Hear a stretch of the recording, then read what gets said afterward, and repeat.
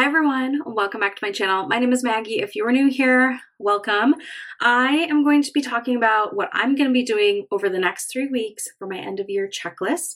Maybe you want to join me, but I have 3 focuses, one for each week that I'm going to be working on to kind of wrap up the year. It's always like, I don't know, a little bit nostalgic of like, oh, looking back at the year and setting goals for the new year. So I want to share what I'm going to be focusing on. Like I said, I've got kind of 3 focus areas and I'm personally going to split it out by week, but you do you, whatever you want to do. So those 3 categories are reflection, clean up, and look ahead. For me, I'm going to start and go in that order. So let's start with reflections or checking in. So for me, I have already started in my notebook here in front of me a couple of things. The first is writing down my accomplishments throughout the year, big, small, everything in between.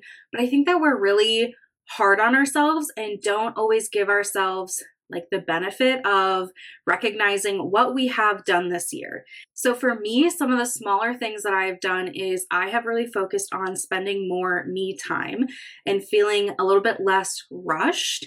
I've kind of helped myself ease into the art of relaxation, I would say, and I'm proud of that because that's something I have struggled with in the past, is always feeling like I wasn't doing enough, or I wasn't, I shouldn't be sitting on the couch, I should be cleaning, or I should be doing this or that. And I think this year I really gave myself more permission to just chill and unwind, which was great. My husband and I also got married. That is one of my most proud achievements.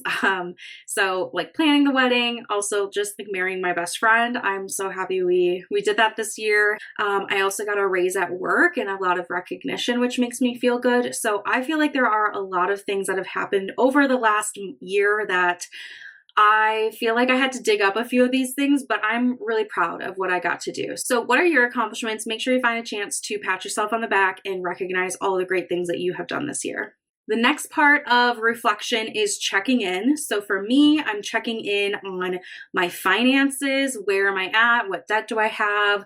What savings goals? What retirement goals? All of that I think is a really important thing, like part of adulting. I know it's a little bit uncomfortable, but sometimes that is the best way to move forward, is just to be really honest with where you currently are. If you want to improve your financial situation, or if you have, debt that you want to pay off, whatever the situation is for you, facing ahead first is really good. And if you do it now, then you have a few weeks to kind of figure out what your plan is going to be or what your goal is going to be for next year.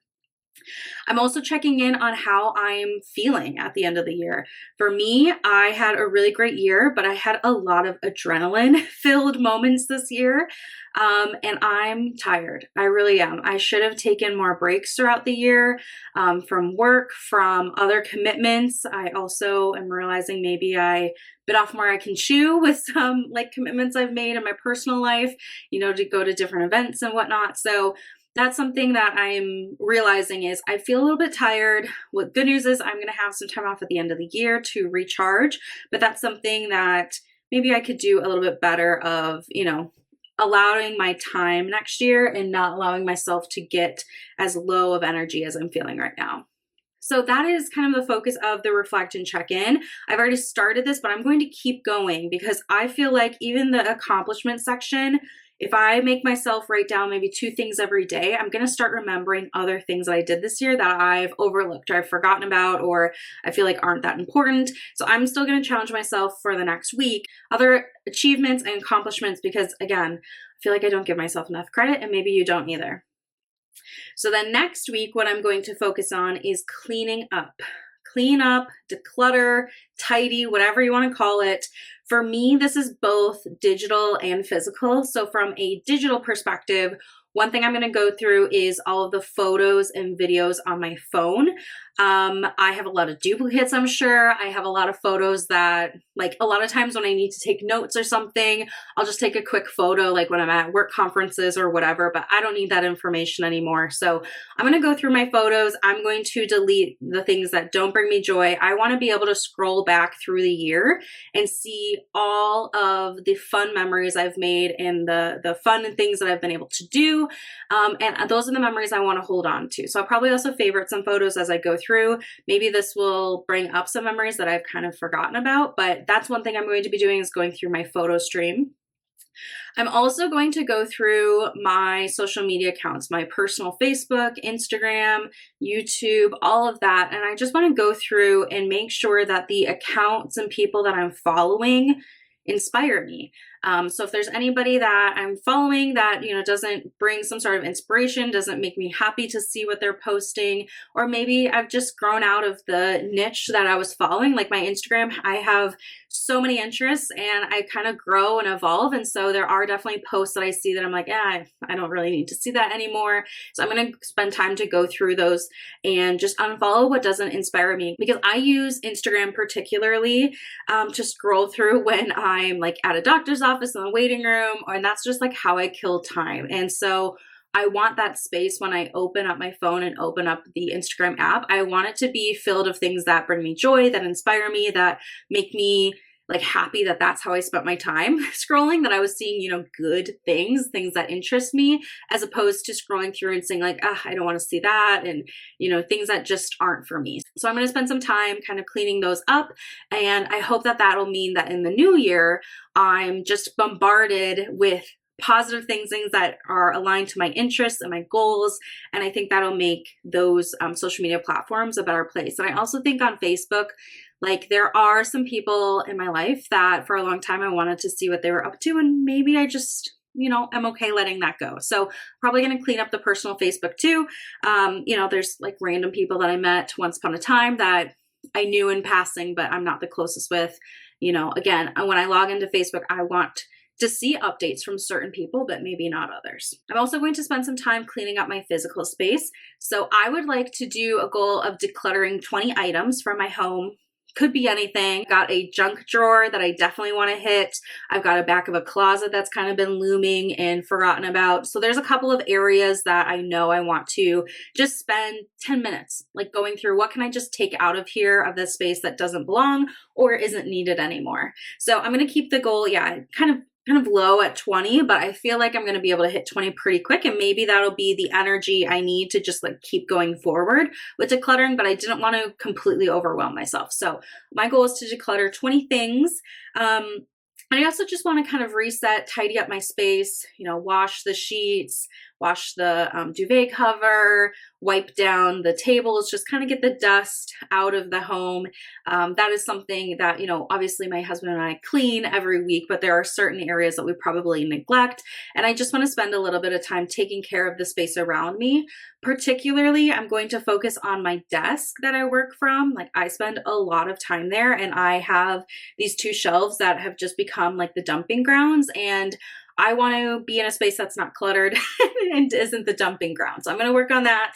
I also think I'll work on my clothing closet a little bit, but those are spaces that I want to be happy when I'm seeing them. I don't want to dread or think it's like ugly looking because I've got a pile of random things waiting to be dealt with. So those are my goals for the cleanup week or the cleanup phase. The last phase is looking ahead. And I like to do a couple of things. The first is I got a new planner. I am a physical planner person, and I'm going to be going through writing in all of the birthdays, writing in any like trips. I have a work trip, and my husband and I have a quick weekend trip already planned for the spring. I'm going to put those dates in the calendar, any appointments, things of that nature. I just want to kind of get a jump start on. So I'm going to be doing that. Another thing I like to do as I kind of wrap up the year, it's kind of from the reflection stage, but also looking ahead. And this is a style of reflection and goal setting that I've done at work quite a bit. So you make 3 lists on a paper or on your phone or whatever, and they're going to have 3 titles: start, stop, continue. And my goal is to think of 5 things for each of those categories. So 5 things I want to start doing in the new year. So these are things, they can be big or small. A couple that I've already wrote down is I want to be more involved in my local community. I want to go to events. I see them posted all the time, but I never actually like show up and go to the community center for XYZ. So that's one thing I want to start doing in the new year. Another one is to prioritize giving myself permission to say no. I do struggle with people pleasing and feeling like I have to give in to everybody. And that's where, like you can't pour out of an empty cup kind of comes from. I want to give myself the permission to say no more frequently. That's going to be a mental jump for me to get over, but that's also on my start list. On my stop list, these are things that I want to stop doing in the new year. So for stop, like I said, I've got to keep working through my list, but one of them is the all or nothing mindset that I tend to have. Like it's either I've got to clean the entire house right now, or I'm not going to clean it all. I've got to find a middle ground because that's not working for me.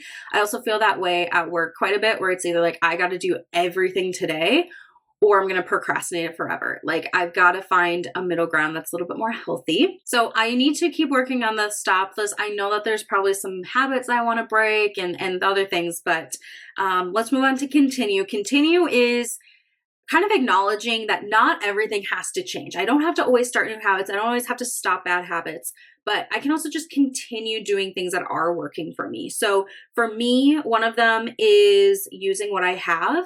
And this kind of is broad, but I feel like in the last couple of years, I've gotten a lot better at actually using what I have in my closet, like wearing the fancy clothes that I'm saving for an occasion. Like I just wear them. And like wearing dresses in the summer is a perfect example of like, I always thought, no, I'll just wear a dress when I'm going to go out in the summer.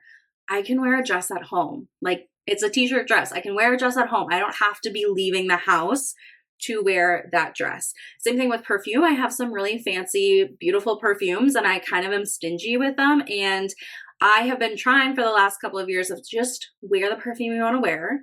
And if you finish up the bottle, that's great, actually, instead of stashing it away and never letting it see the light of day.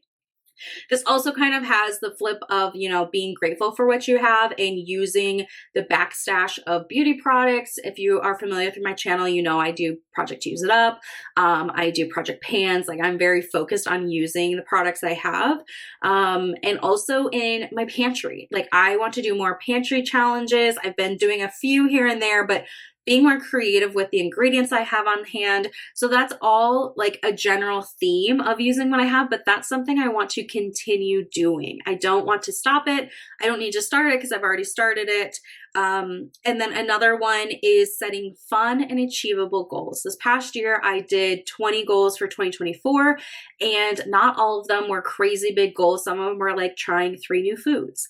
And I think that is fun. That gives my life a little bit more joy. I'm excited to try new things. I'm excited to do like the little activities that check something off my list. My goals don't have to be the biggest, scariest goals in life. They can be simple things like, yeah, I'm going to try that sweet corn ice cream because I've never had sweet corn flavored ice cream. And let me tell you, it was so good. It was the perfect blend of salty and sweet. So those are things I want to continue. I'm going to keep working on that list. Like I said, I want to come up with 5 items per start, stop, and continue. But I think that those are a good start. So I would love to hear from you if you have any ideas of that, like concept just like jolted in your brain of like, oh yeah, I want to stop doing this or I want to start doing this. I think if you try to do that exercise and setting a goal of I want to come up with, at least 2 for each, it can actually be kind of harder. For me, continue is the hardest category. Again, it kind of relates back to I don't always give myself as much maybe credit or recognition of what I have achieved in the year. And so the continue is also hard for me sometimes to think of like, what are things that I'm happy I'm doing that I just want to keep doing. So much of goal setting sometimes is focused on change. And I also want to recognize all of the good things I'm doing that I don't want to change about myself. So anyway, that's kind of like a lot of my brain process right now. Like I said, for me, I'm going to be focusing on each of those categories for the next weeks. I am vlogging this December in Vlogmas, so I'm sure I will talk about it a little bit in those vlogs and share with you what I'm doing, especially like the decluttering and stuff like that. But I hope you enjoyed this video. Let me know your thoughts in the comment section. Are there any other things that you do as like your end of year checklist to prepare yourself for the new year? I would love any other ideas of things that I could incorporate in my checklist. or if anything I said today, yeah, caused you to have a thought or something, I would love to hear about it in the comment section if you're willing to share. So that's all I have for you today. Thank you for listening. I really appreciate it. And I will see you in my next video tomorrow for Vlogmas. Have a good night. Bye.